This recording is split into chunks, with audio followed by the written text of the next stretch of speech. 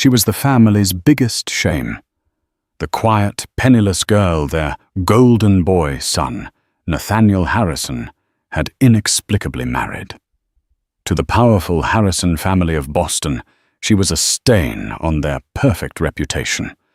Tonight, at their glittering annual charity gala, they decided to remove that stain publicly.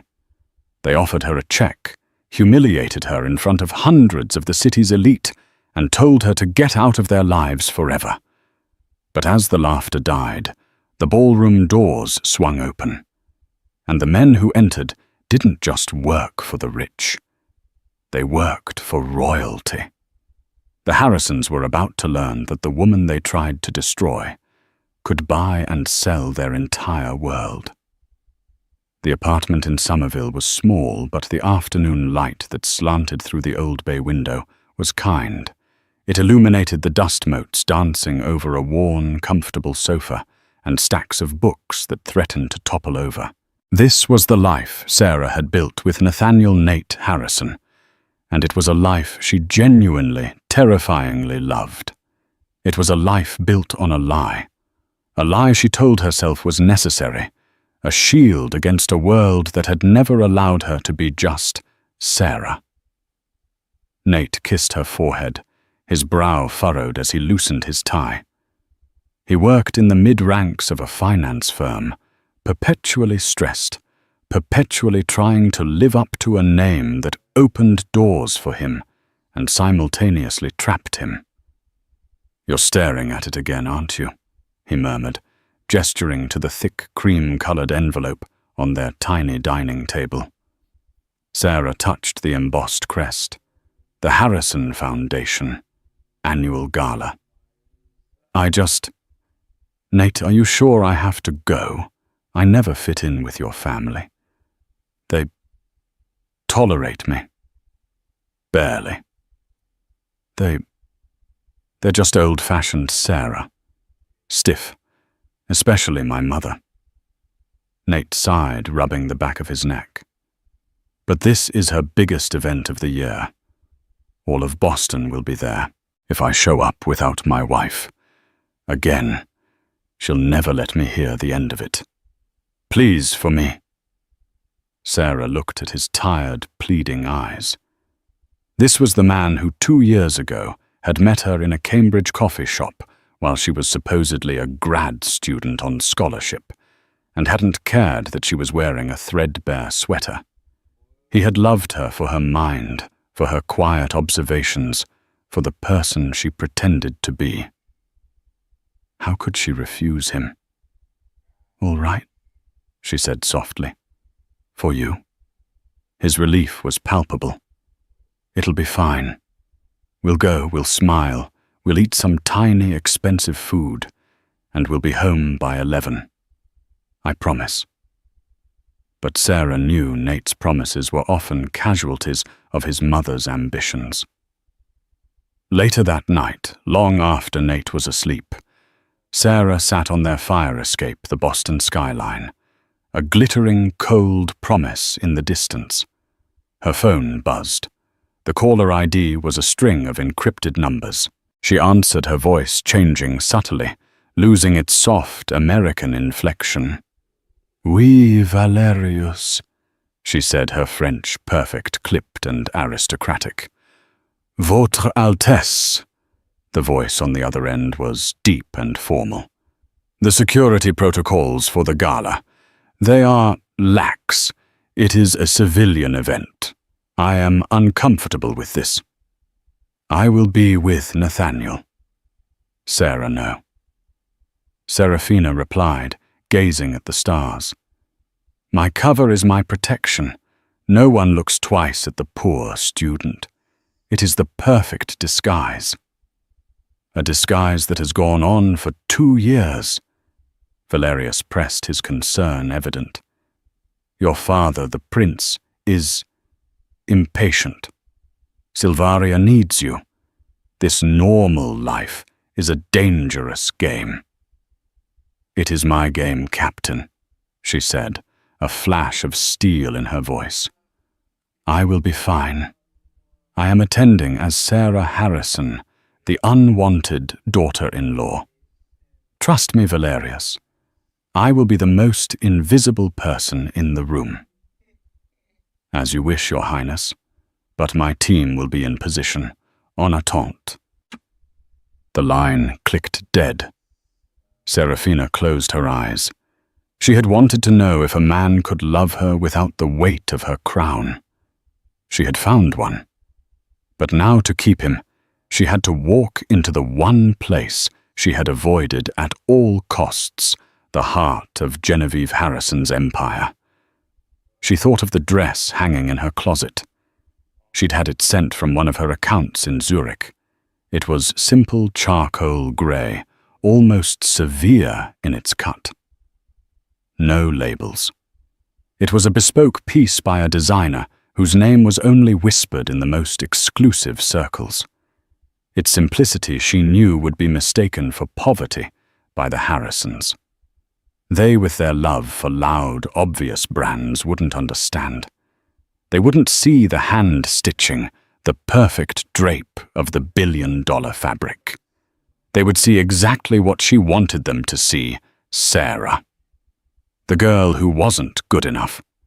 And tonight, she had a dreadful feeling they were going to make sure she knew it. The drive to Beacon Hill was a journey between worlds. They left their cramped brick-and-vinyl Somerville neighborhood and crossed the Charles River. The streets narrowed, the cobblestones reappeared, and the gas-lit lamps cast a golden, judgmental glow on the imposing brick facades of Boston's oldest, wealthiest enclave. The Harrison townhouse was a fortress of old money, a 4-story testament to their perceived place in the world. Tonight, it was lit up like a jewel box, valets in crimson jackets hustling to open the doors of Bentleys and black Mercedes. Nate, sensing Sarah's tension, squeezed her hand. Deep breaths. Remember the planned smile nod, and find the champagne. The moment they stepped inside, the warmth and noise of the party hit them. A string quartet played Vivaldi in the grand foyer. The air was thick with the scent of expensive perfume and hothouse lilies. And standing at the top of the marble staircase, greeting her guests, was the matriarch herself. Genevieve Harrison was a woman sculpted from ice. She was tall, rail-thin, and wore a shimmering emerald-green gown that seemed to advertise its own cost. Her silver-blonde hair was pulled back in a chignon, so tight it looked painful. Her eyes, the same blue as Nate's, but lacking all their warmth, scanned the room like a predator. They spotted Nate and Sarah. Her smile, which had been bright for the senator in front of them, tightened by a fraction.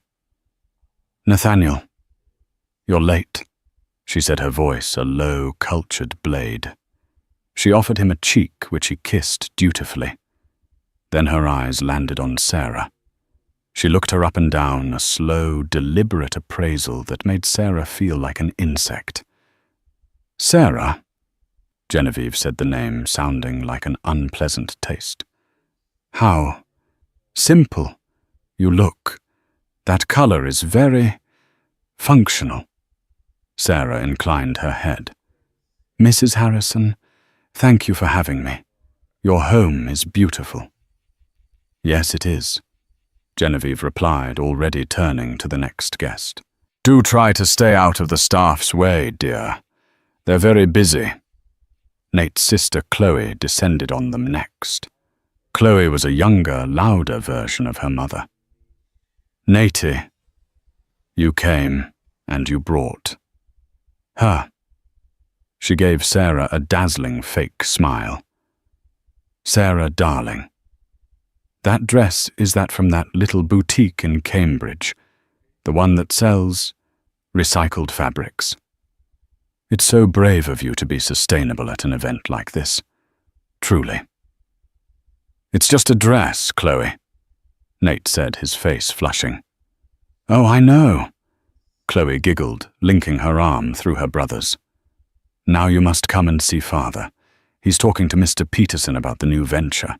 You know, the Sovereign Wealth Fund deal. It's massive. Billions. It's going to make us the most powerful family in New England." She physically pulled Nate away, leaving Sarah standing alone at the edge of the grand ballroom. This was the part she hated, the isolation. She was an anchor tied to Nate, dragging down his social mobility. To them, she was a mistake, a low-class entanglement he was too weak to sever. She took a flute of water from a passing tray. She never drank alcohol while on duty. And she was always on duty and retreated to an alcove partially hidden by a large potted palm. From here, she could observe. It was a skill honed since childhood. She watched Arthur Harrison, the patriarch, a man who puffed himself up with a cigar and a booming voice, but whose eyes constantly darted to his wife for approval. She watched Chloe flirt outrageously with a man who looked distinctly uncomfortable, a minor British noble lord Barnaby Finch, and she watched Genevieve. The woman was holding court, every politician, every banker, every old money heiress paying their respects.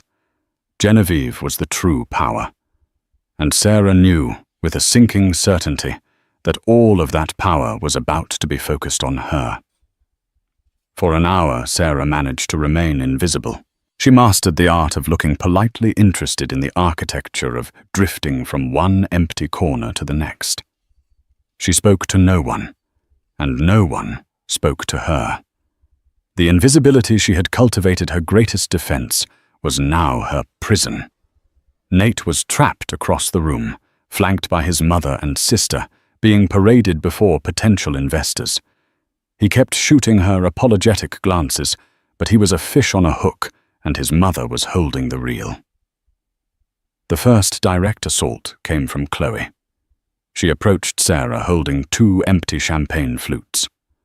"Oh, thank goodness," Chloe said with a sigh of relief, pushing the glasses into Sarah's hands. "Could you be a dear and get these refilled for me and Lord Finch? The bar is just—" "Oh." She feigned a gasp of realization. "Oh, silly me, I'm so sorry, Sarah. For a moment, with that grey dress, I completely mistook you for one of the waitstaff. How embarrassing. For me, I mean." Her friends, standing nearby, tittered. Sarah looked down at the empty glasses in her hand, then back up at Chloe's malicious smile.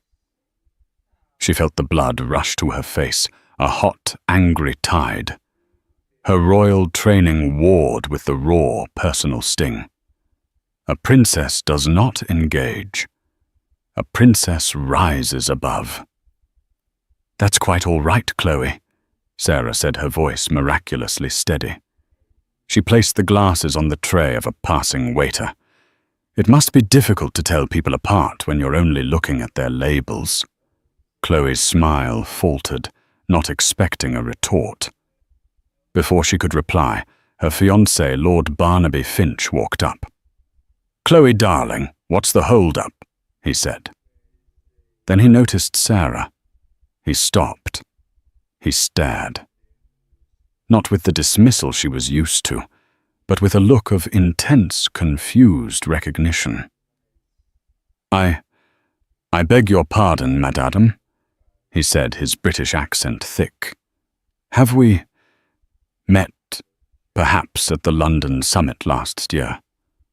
Or, no, it couldn't be." Sarah's heart hammered. This was the complication she had feared. A minor noble like Finch would have been at state events. He might have seen her. "I'm afraid you must be mistaken, my lord," Sarah said, dipping into a small, polite curtsy that was subtly, perfectly executed. "I'm just Sarah Harrison, Nate's wife." The curtsy, more than her words, seemed to confuse him further. But Chloe, annoyed at the attention shifting, grabbed his arm. "Don't be silly, Barnaby. She's a nobody. She's never been out of Massachusetts. Now come." As they walked away, Finch looked back over his shoulder, his brow furrowed in deep thought. He knows Serafina thought a chill running through her. The game is unraveling. She needed air. She slipped through a set of French doors onto the stone terrace overlooking the manicured, moonlit garden. The cold November air was a relief. "I was wondering when you'd try to escape." Sarah turned. Genevieve Harrison stood in the doorway, a cashmere wrap around her shoulders, her expression unreadable. "I wasn't escaping, Mrs. Harrison. I was just admiring your garden." "Please, Sarah. Let's not play games," Genevieve said, walking onto the terrace. She stood beside Sarah, but stared out at the city lights. "You are an intelligent girl. I'll give you that. You saw my son, a kind, weak-willed boy with a famous last name, and you latched on to him. That's not true. I love Nate. Love." Genevieve scoffed a short, ugly sound. "You love what he represents. Security. Access. A step up from whatever backwater town you crawled out of. I've seen your records, Sarah. A scholarship student from rural Maine. No family to speak of. Parents deceased. You are a classic textbook gold digger." "You have no right," Sarah said, her voice low and shaking. "I have every right," Genevieve snapped, turning to face her. The cold moonlight hit her face, making her look like a marble statue. "This is my family, my legacy, and you are a dilution of it. You are a weight on my son. He could be marrying into the Cabot or the Lodge families. He could be cementing our new deal with the Silverian Sovereign Fund, a deal that will make us legends. Instead, he is tied to you." She reached into her small beaded clutch and pulled out a checkbook and a slim gold pen. "I am tired of this, Sarah. I want you gone. Tonight." She began to write the scratching of the pen, an obscenity in the quiet. "I am going to write you a check for $50,000. You will take it, you will walk out of that door, and you will never see my son again. You will file for divorce, and you will disappear." She tore the check out and held it out. Sarah stared at the slip of paper. $50,000. It was an insult. Her watch, hidden under the cuff of her simple dress, was worth 10 times that. She looked Genevieve square in the eye. "I'm not for sale, Mrs. Harrison." Genevieve's eyes narrowed into slits. "Every girl like you has a price. Fine. 100,000. That's my final offer. Take it, or I will make your life and Nate's a living hell. I will have him fired. I will cut him off from the family trust. I will ruin you both. Do not test me, child." "Mrs. Harrison," Sarah said, her voice dropping to an icy calm that she hadn't used since she'd left Silvaria. "You are making a truly monumental mistake." "The only mistake," Genevieve hissed, "was my son's." She grabbed Saya's wrist, her fingers biting in like talons. "You will take this. Let go of me," Sarah warned, her body tense. "You ungrateful little—" "Mom? What the hell are you doing?" Nate stood in the doorway, his face pale with horror. He had seen it. He had seen his mother try to buy off his wife. Genevieve dropped Sarah's arm as if it were on fire. Her face, for a split second, flashed with panic before rearranging itself into a mask of cold fury. "Nathaniel," she said, her voice trembling with rage. "You will come inside, right now." "No," Nate said, walking onto the terrace and pulling Sarah behind him. "What did you do? What did you say to her?" "I am saving this family," Genevieve shrieked, losing her composure. "From her. This parasite." The argument was escalating, and guests were beginning to turn and look through the French doors. The string quartet faltered. Genevieve saw her audience. She saw her impending social humiliation, and in that moment, she made a tactical decision. She decided to burn the village to save her castle. She turned from them, sweeping back into the ballroom. She walked straight to the small stage, snatched the microphone from the quartet leader, and tapped it. The feedback screeched, silencing the entire 300-person crowd. "May I have your attentioners, please?"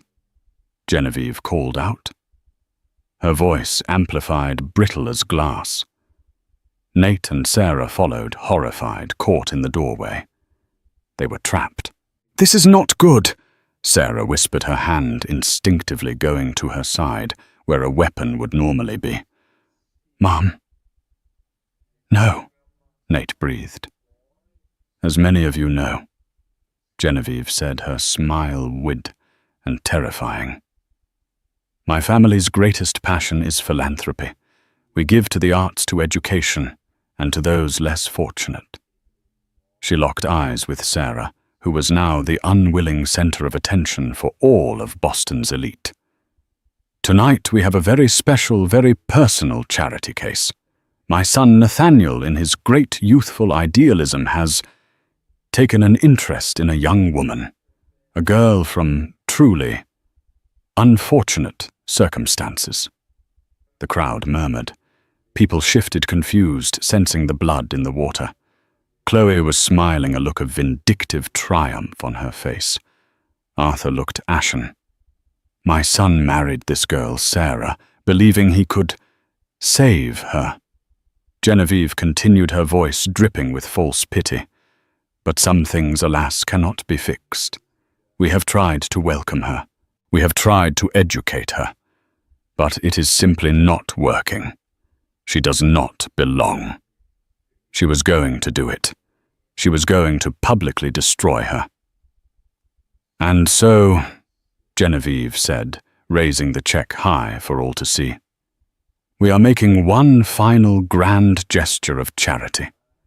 A scholarship, if you will, a fund, to help this young woman get back on her feet, back in her own world, far from ours, to let her go, and to free my son."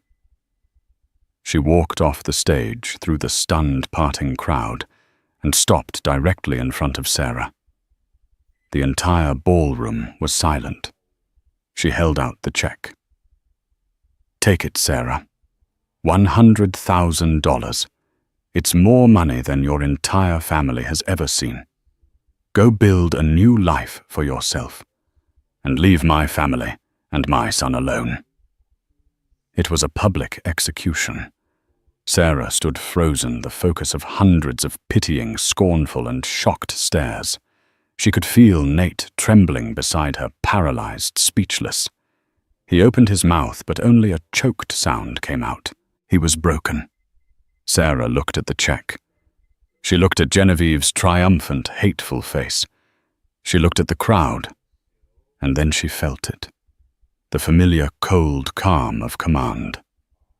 The Sarah persona evaporated, burned away by the sheer, calculated cruelty of the act. Her spine straightened, her chin lifted. The poor student was gone. She was about to speak. She was about to end this. But she didn't have to. Because at that exact moment, the grand oaken front doors of the Harrison townhouse burst open, slamming against the foyer walls with a sound like a thunderclap. The music stopped. Every head turned, and into the sudden, shocked silence walked 4 men. The 4 men who entered were not dressed for a party. They wore dark, impeccably tailored suits that spoke of function, not fashion. They moved with a predatory, synchronized grace that silenced the room more effectively than Genevieve's microphone. They were not Boston security. They were something else. 2 fanned out their hands, clasped in front of them, their eyes scanning the crowd with a chilling professional detachment. They were a perimeter. The 3rd man, who was built like a heavyweight boxer, walked directly to the stunned Harrison security guards near the door and murmured something. The guards, who were twice his size, suddenly looked pale and stepped back, offering no resistance. The fourth man, the leader, stepped into the center of the foyer. He was tall, with sharp features and hair as black as a raven's wing. He wore a simple black suit, but the cut was foreign severe. On his lapel was a small, subtle pin, a silver hawk clutching a sprig of mountain laurel. He radiated an authority that made every powerful man in that room look like a child. This was Captain Valerius Stark. Genevieve, furious at the interruption, stormed toward him. "Who in God's name are you? This is a private residence. This is a private party. Security, remove these." Valerius's eyes, the color of glacial ice, flicked to her and dismissed her in the same instant. His gaze scanned the ballroom, passing over the senators, the bankers, and the heiresses, until it found her. Until it found Sarah. Ignoring Genevieve's sputtering, ignoring the 300 shocked guests, Valerius Stark strode directly into the ballroom. The crowd parted for him as if he were a force of nature. He walked straight to Sarah. He did not stop. He did not hesitate. When he was 3 feet from her, he stopped. He clicked his heels together, and in an act that shattered the reality of every person in that room, he bowed. It was not a polite nod. It was a deep, formal, 90-degree bow from the waist, a bow of profound, subservient respect. The silence in the ballroom was absolute. It was so quiet, Sarah could hear the frantic pounding of Nate's heart next to her. Valerius straightened. He spoke, and his voice, clear, deep, and laced with a heavy, unplaceable European accent, cut through the hush. "Votre Altesse," he said. "Your Highness." He paused, then switched to flawless, formal English for the benefit of the room. "Your Serene Highness, Princess Serafina. Forgive this most public of intrusions. The situation has become untenable. Your security is compromised. The prince, your father, has been notified of the breach. He has recalled you. We must depart. Immediately." The room did not breathe. Your Highness Nate was the first to break. He let out a choked, confused laugh. "Sarah. What is this? Is this a joke? Did you hire them?" Genevieve seized on this. She too let out a high, brittle laugh. "A princess. Oh, Sarah, this is a new low. A pathetic, desperate, ridiculous charade. You hired actors to what impress us. You pathetic little—" "Silence!" Valerius's voice was not a shout, but a command so powerful it shook the crystal on the tables. He turned his glacial gaze on Genevieve Harrison. His hand went to his breast pocket and produced a slim black leather case. He flipped it open. It was not a badge. It was a diplomatic passport bearing the silver hawk crest. "I am Captain Valerius Stark, head of the royal detail for the House of Laurent. This," he said, gesturing with a gloved hand to Sarah, "is Her Serene Highness Princess Serafina Anaïs de Laurent, sole heir to the sovereign Principat Silvaria." The name hung in the air. Silvaria. A gasp came from the edge of the crowd. Lord Barnaby Finch, Chloe's fiancé, shoved his way to the front. His face was a mask of horror and dawning recognition. My God," Finch stammered, his eyes wide. He stumbled forward and executed his own clumsy, panicked bow. "Your Highness, forgive me, I knew it. The London summit. You were with the trade delegation. I am Lord Barnaby Finch. My family has a small holding near your border." My God, Your Highness, my apologies for my fiancé's behavior. If Valerius's words were the match, Lord Finch's recognition was the gasoline. It was real. The entire room seemed to freeze. Chloe's hand went to her mouth, her face draining of all color.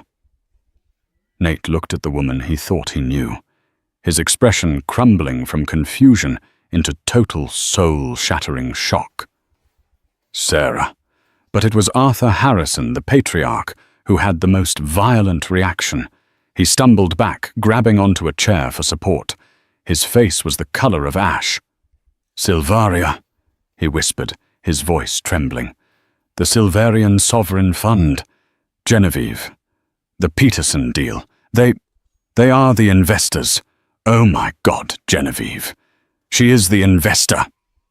The final piece clicked into place. Genevieve Harrison's face, which had been twisted in a mask of triumph, collapsed. The blood drained from it, leaving a sallow, papery white. Her eyes wide, with sheer, unadulterated terror, darted from Arthur to the check still in her hand, and then to the woman she had just publicly, cruelly, and irrevocably tried to destroy. She wasn't a gold digger. She wasn't a nobody. She was the bank. The Sarah that Boston knew was gone. In her place stood Serafina. It was as if a light had been switched on from within. Her posture, always polite, now became regal. The hunted, nervous look in her eyes was replaced by a calm, assessing, and utterly cold authority. She had spent 2 years hiding her power, and now, with her cover blown, the full weight of her birthright settled onto her shoulders. She was no longer a wife. She was a sovereign. She looked at the stunned, silent crowd, her gaze sweeping over them with the practiced disinterest of a monarch reviewing troops. Then her eyes settled on Genevieve Harrison. Serafina took a step forward. Genevieve flinched, a tiny, involuntary movement. "You offered me," Serafina said, her voice quiet, but carrying in the dead silence, $100,000. She reached out and took the check from Genevieve's limp, trembling fingers. Genevieve didn't resist. Serafina looked at the piece of paper.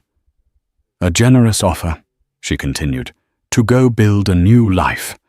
I must confess, Mrs. Harrison, my weekly allowance for personal incidentals is more than this, but it is the charity of the gesture that I find so moving." She held the check up between 2 fingers. Then with a slow, deliberate motion, she tore it in half, and then in half again. The pieces of paper fluttered to the expensive Persian rug. "Genevieve," Arthur Harrison croaked, taking a weak step forward. "Your Highness, please, a misunderstanding. A terrible, terrible misunderstanding. We had no idea." Serafina turned her cold gaze on him. "No," she said. "You had no idea I had power. That is not the same thing." She looked past him to the ashen-faced man who had been introduced as Mr. Peterson, the liaison for the deal. "Mr. Peterson," Serafina called out. The man jumped. "The Silverian Sovereign Fund, which I personally oversee, was considering a rather large investment in the Harrison Foundation's new tech venture. My father believed in backing forward-thinking American families. But we value partners with discretion, with integrity, with good manners." She let the words hang in the air. "This partnership," she stated, her voice final, "is dissolved, effective immediately. Valerius, see to it." "Yes, Your Highness," Valerius replied. Arthur Harrison let out a sound, a strangled gasp, and clutched his chest. "No. Please. Billions. Genevieve, you fool, you arrogant fool." He collapsed onto a nearby velvet chair, his face buried in his hands. The Harrison Empire had just been decapitated. Serafina then turned her attention to Chloe, who was hiding behind Lord Finch, her eyes wide with terror. "Chloe," Serafina said. Chloe whimpered. "You mistook me for a servant." She looked at Lord Finch, who looked physically ill. "My Lord Finch, your family has leased border farms from mine for... Is it 100 years now? I believe that lease is up for review next month." Finch went white. "Your Highness, please, I had no part in this. I tried to tell her. Perhaps," Serafina said, "you should choose your future alliances more carefully." She turned back to a now sobbing Chloe. "You were right about one thing. This dress is sustainable. It was designed to last a lifetime, much like the consequences of tonight." Finally, she was alone in the circle of ruin, save for one person. Nate. He hadn't moved. He was staring at her, his face a canvas of betrayal, confusion, and awe. He wasn't looking at a princess. He was looking at a stranger. "Sarah," he whispered. The name was a question, a plea. All the coldness, all the regal fury faltered. The Princess Serafina armor cracked, and for a second she was just Sarah again. His Sarah. Her eyes softened, and the pain of her own deceit flooded her. "Nate," she said, her voice barely audible. "Why?" he choked out. "Our life, our apartment, the student loans you said you had, the part-time job at the library, all of it. It was all a lie." "No," she said, taking a step toward him. Valerius tensed, but she held up a hand. "The life was real. The love was real, Nate. That was the one true thing." "A lie of omission is still a lie," he shouted, and the room flinched. You let me worry about rent. You let me bring you here to be eaten alive, when you could have this." He gestured wildly to Valerius, to the power that crackled in the air. "I didn't want this," she cried, the tears she'd held back finally stinging her eyes. "I wanted you. I wanted a life where I was just Sarah, where a man loved me. For me, not for my title, not for my money. I wanted to be normal. I just wanted to be loved. And you thought I wouldn't. You thought I was as shallow as them," he demanded, pointing at his cowering family. I didn't know." She whispered the truth, hitting her. "And I was too afraid to find out. I was a coward. And I am so sorry, Nathaniel." She used his full name. It felt like a eulogy for their marriage. The silence that followed was heavy, broken only by Genevieve's quiet, gasping sobs. Serafina looked at the man she loved, and then at the family that had tried to destroy her. She looked at the ruins of their lives, and she felt nothing but a vast, cold emptiness. The game was over. "Valerius," she said, her voice hardening once more as she pulled the mask of the princess back into place. "We are leaving." "Your Highness," he nodded, gesturing to his men. They formed a perimeter around her, a moving wall of black suits. They began to walk. The crowd parted a sea of shocked, fearful faces. Serafina walked past Genevieve, who was now on her knees, her emerald dress pooled around her. She walked past Arthur, who seemed to have aged 20 years. She walked past Chloe, who was weeping in Lord Finch's arms. She got to the doorway of the ballroom. "Serafina, wait." Nate's voice. She stopped, but she did not turn around. She couldn't. If she saw his face, she would break. "Don't go," he pleaded, his voice cracking. Please, I don't care about this. I don't care about the title or the country. I care about you, the woman I married, Sarah, my Sarah." She stood poised in the doorway, her back to him. She was faced with an impossible choice: the life she had run from, or the man she had run to. "The woman you married," she said, her voice hollow, "was a ghost. She never really existed." "I don't believe that," he cried, taking a step after her. Serafina paused. She looked at Valerius. She looked at the long marble hallway leading to the open front door and to the black armor-plated sedan waiting for her. Her life. Her duty. She turned her head just enough to see him over her shoulder. Her eyes were filled with tears.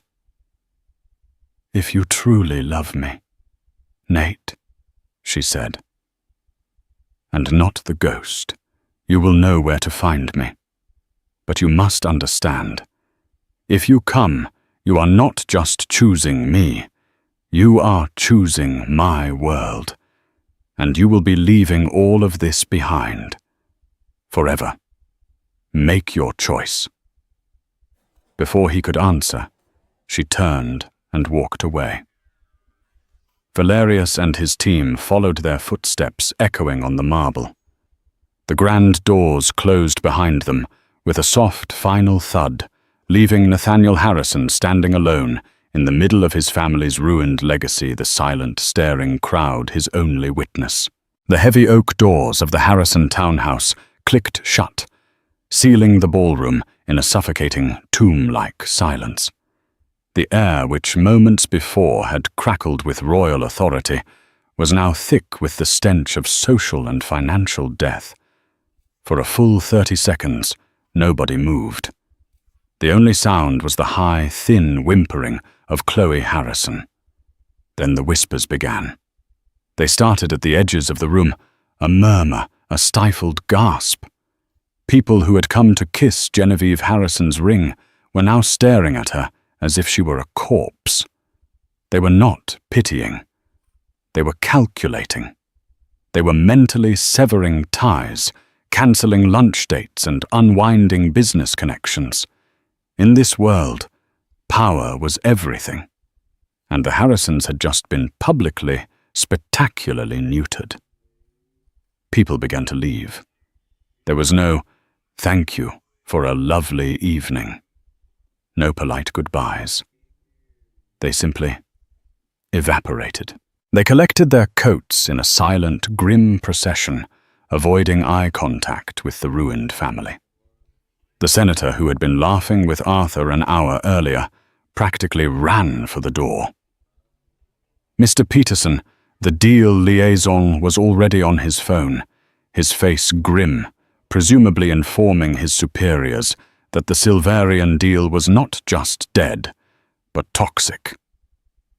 Lord Barnaby Finch untangled himself from Chloe. I need some air," he stammered, his face clammy. "Barnaby, darling." Chloe sniffled, reaching for him. "Don't leave me. I must check on my holdings," he said, which was a clear lie. He backed away, bowing awkwardly to the room at large, and then fled. He would be on the first flight back to London, desperate to message the Silverian consulate with his deepest, most grovelling apologies. The engagement was over. In less than 10 minutes, the grand ballroom, which had held 300 of Boston's elite, was empty. All that remained was the Harrison family, the string quartet, who were packing their instruments with frantic, quiet haste, and the scattered, half-eaten trays of hors d'oeuvres. Nate stood alone in the center of the room. He was staring at the front door, where his wife, the princess, had disappeared. He looked down at his hands, then at the torn pieces of the check on the floor. He was in shock, suspended between two impossible realities. "Billions," Arthur Harrison whispered from his chair. He was rocking back and forth, his eyes vacant. Billimons. Gone. Everything I built. Everything. Gone.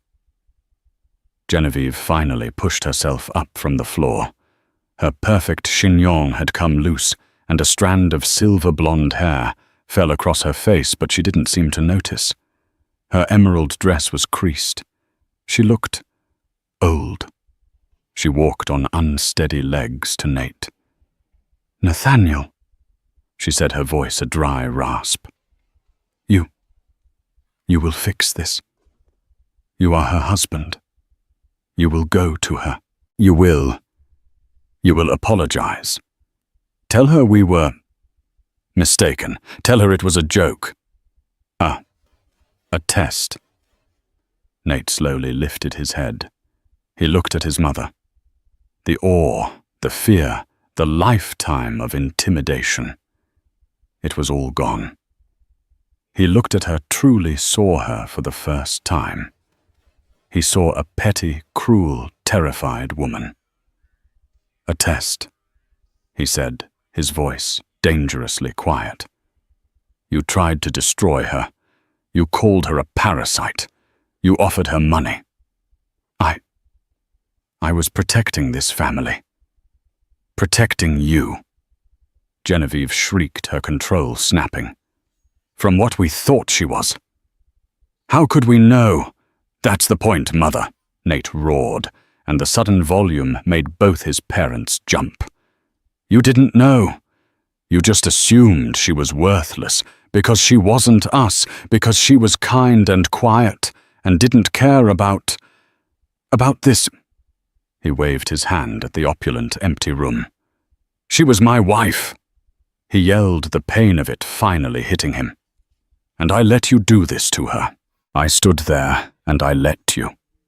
"Son," Arthur pleaded, "be reasonable. The family, the legacy, the fund." "The fund." Nate laughed, a bitter, broken sound.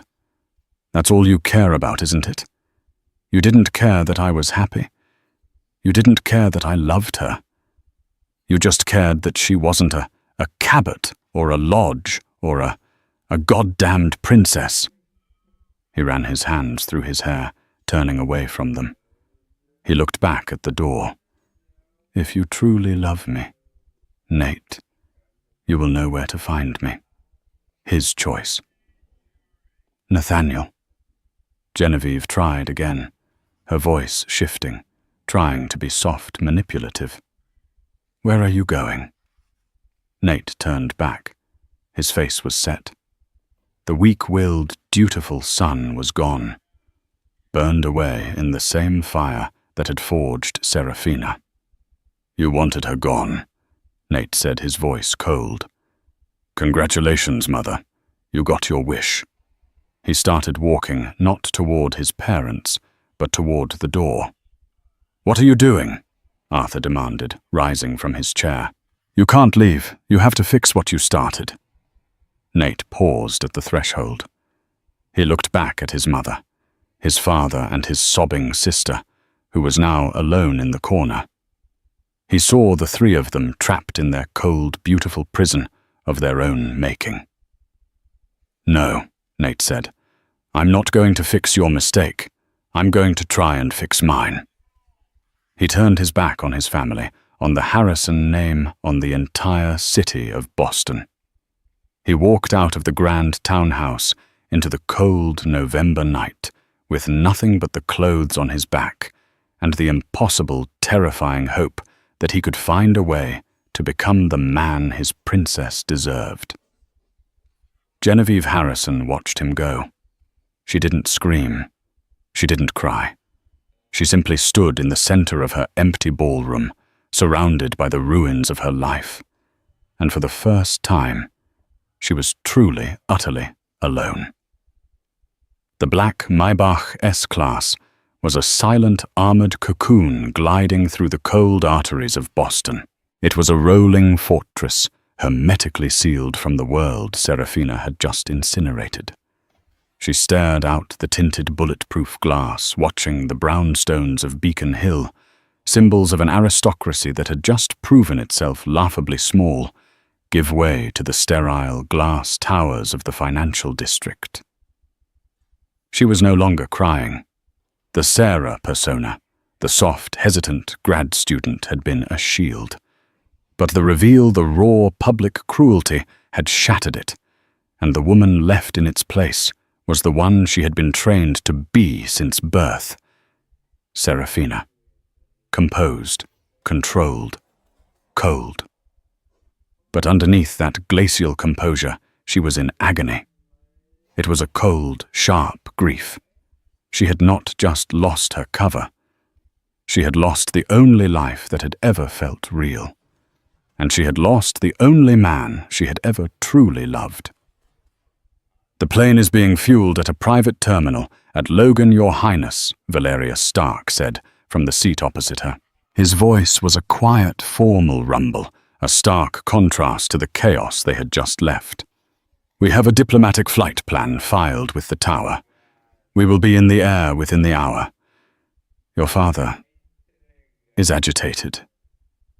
"He is always agitated," Serafina replied, her voice flat, emotionless. She was looking at her left hand, turning the simple, thin gold band Nate had slid on her finger at City Hall. It had been a sunny, simple Tuesday. He'd been wearing a rumpled suit. She'd worn a $5 cotton dress. It was the happiest day of her life. Now the ring looked small, like a child's toy, hopelessly out of place. "You did well, Your Highness," Valerius said, his icy eyes softening for a bare moment. "You endured an unspeakable insult." "Did I?" she murmured, her gaze fixed on the flashing city lights. "I failed. I failed to maintain my cover. I failed to protect him from my life. And I failed to protect him from his own family." "You did not fail," Valerius corrected, his voice hardening. "They forced your hand. My orders were to extract you if your cover was compromised. But what I witnessed, that was not a simple breach. That was a public, deliberate attack. They treated you like chattel. It was unbecoming." His gloved hand clenched. "My orders were to extract you. My desire," he added, the word laced with a chilling precision, "was to level that house." "They are leveled, Valerius. Their own hubris did what no army could," she replied. She finally leaned her head back against the cool, impossibly smooth leather. "He hates me." It was a whisper, a confession. "He does not hate you, Your Highness. He is in shock. He is a civilian," Valerius reasoned, as if explaining a foreign species. "He cannot process the layers of this. The man he believed he married is not you." "But she is," Serafina insisted, a single hot tear finally escaping, tracing a path down her cheek. "She was the only part of me that was real. Sarah wasn't the lie, Valerius. Princess Serafina is. She's the performance. And tonight, I just locked Sarah in a box and threw away the key. He saw it. He saw me become this, and he looked at me like I was a monster." Valerius said nothing. There was no protocol for this. They drove in silence, the car sweeping past the main terminals and onto the restricted tarmac of a private airfield. The change was immediate. The cold November wind was a physical force howling across the open concrete. And there, lit up like a silver seer, sat the jet. A Gulfstream G700, sleek and white, its engines already whining a high-pitched, impatient sound. The Silvarian crest, the silver hawk clutching mountain laurel, was painted discreetly on the tail. This was it. The gilded cage with its wings already spread, waiting to fly her back to a life of crushing, lonely duty. Valerius opened the car door. The cold air and the smell of jet fuel hit her instantly, a familiar, unwelcome perfume from her childhood. The sound of the engines was a shriek, a sound she associated with leaving. Leaving state dinners, leaving tense negotiations, leaving places she never wanted to be. She stepped out, her simple grey poverty dress whipped around her legs. Valerius and his 2 men flanked her a moving wall of black suits. She walked 1 step at a time toward the waiting stairs. Each step felt like it was weighted with lead. This is it. It's over. I tried to have both. I lost. She had reached the bottom step of the air stair. She could feel the warm, conditioned air from the cabin. She put 1 foot on the first step. "Stop, Sarah! Wait!" A sound, a terrible screech of tires ripped through the whine of the engines. A yellow taxi, its brakes smoking fish-tailed to a halt, 50 yards away, right on the edge of the tarmac. "Threat!" Valerius roared. In a split second, he had shoved Serafina behind him, and all 3 of his men had drawn their sidearms, aiming with lethal 2-handed stances at the cab. Airport security, alerted by the breach, raised their own weapons. "Driver, step out of the vehicle, hands, where we can see them," a guard shouted. The cab door flew open, and Nate tumbled out. He was a wreck. His tuxedo jacket was gone. His bow tie was ripped off his collar open.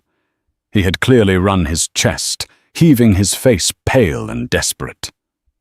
"Nate!" Serafina screamed. "Hold your fire!" Valerius bellowed, recognizing him. He spun his face a mask of fury and confusion. "Mr. Harrison, you are on a restricted airfield. You are endangering yourself and Her Highness." Nate ignored him, his eyes locked only on her. He started running, stumbling across the tarmac.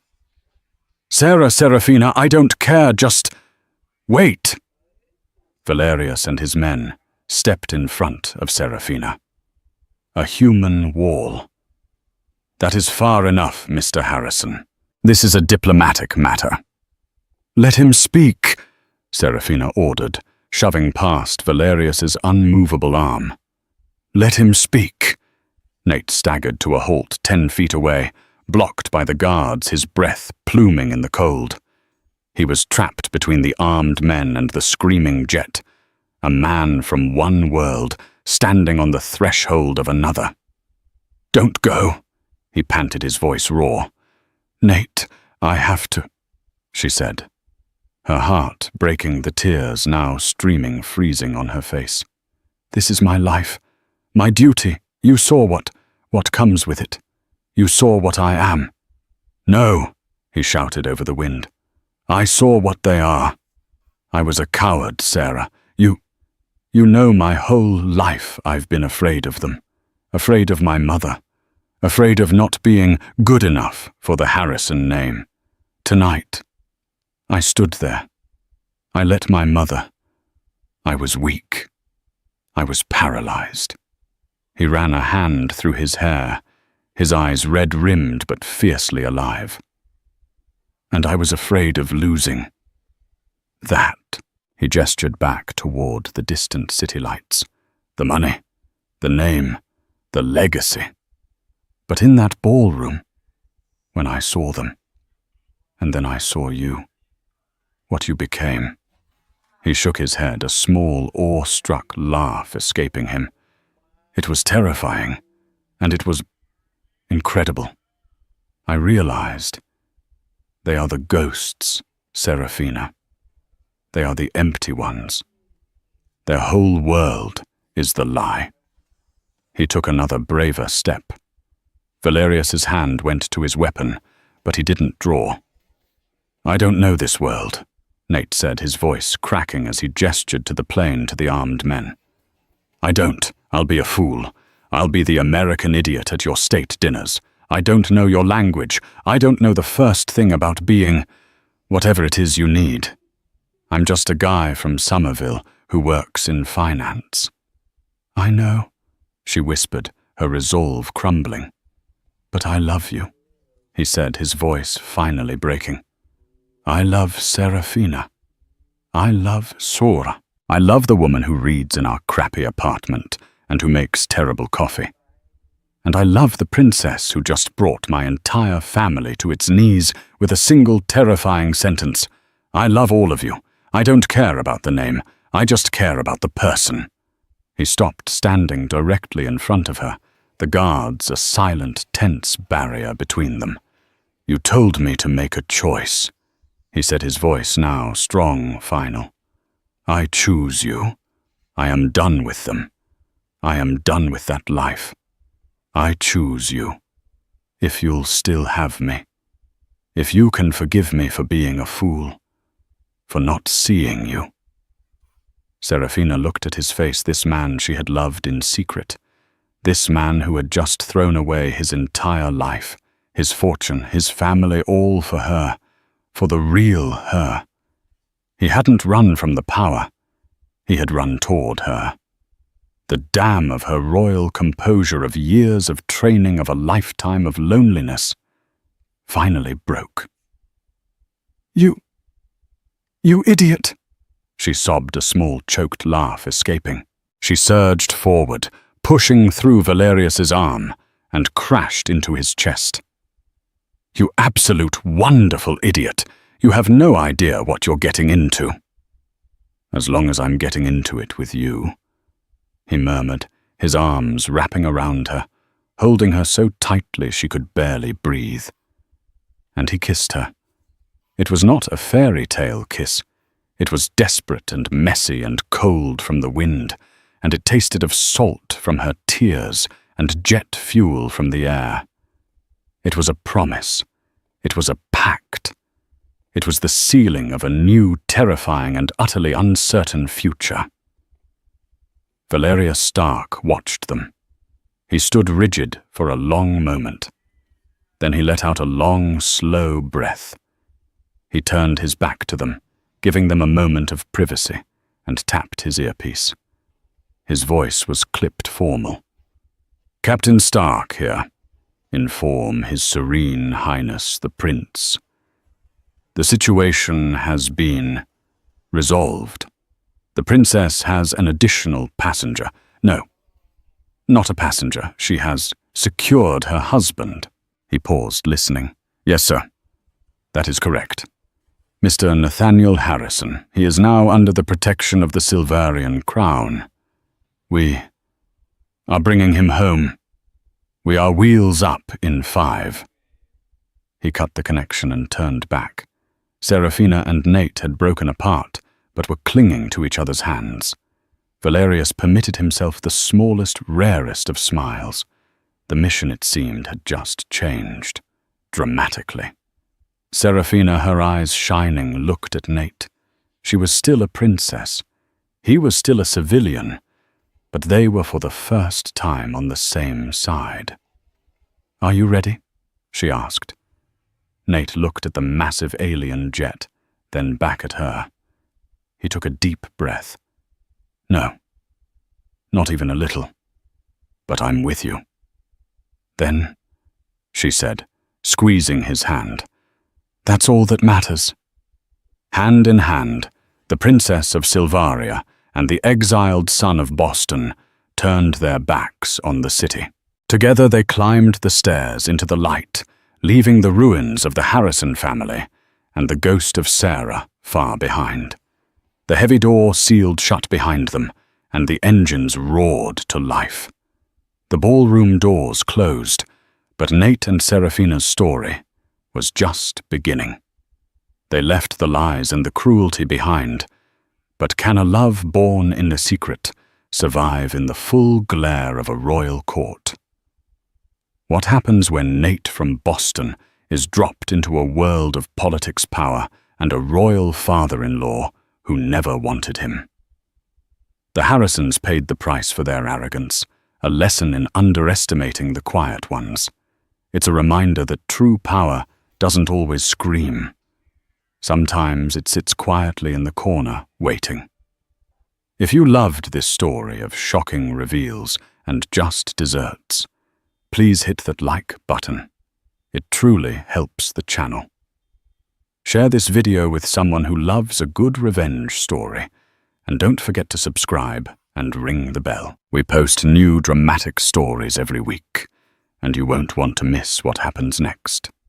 Thank you for listening.